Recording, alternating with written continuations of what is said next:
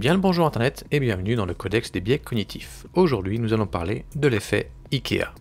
L'effet IKEA est le nom donné à un biais cognitif dans lequel le consommateur accorde une valeur disproportionnée aux produits qu'ils ont partiellement créés.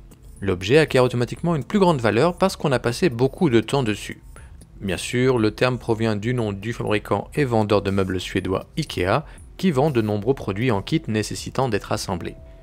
Mais alors pourquoi chacun donne-t-il plus de valeur à quelque chose qu'il a réalisé au point de croire que les autres seront de son avis? Voici une expérience. Norton, Mochon et Ariely, en 2012, ont travaillé sur ce biais.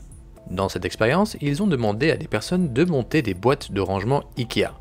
Les participants ont vu leur création d'amateurs comme ayant quasiment la même valeur que les créations des experts, et s'attendaient à ce que les autres partagent cette opinion.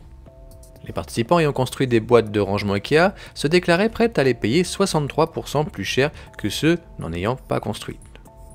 On peut se dire que c'était surtout pour pouvoir garder leur réalisation, mais une étude complémentaire a montré que l'effet ne s'expliquait pas par la volonté de garder l'objet. Les constructeurs imaginaient que les autres donneraient la même valeur qu'eux à leur création. Ils se croyaient donc objectifs dans leur fixation du prix. Voici un graphe parlant, c'est l'estimation du prix de l'objet.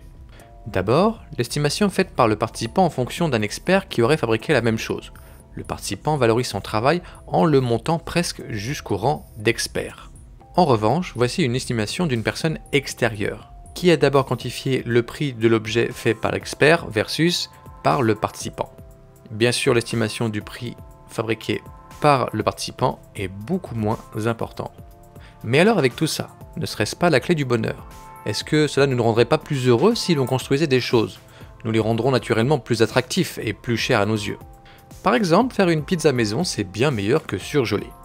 Même si la pâte n'est pas tout aussi ronde et aussi parfaite que faite par une machine. Mais je suis sûr que la pizza faite maison, c'est la meilleure de toutes. Bon appétit!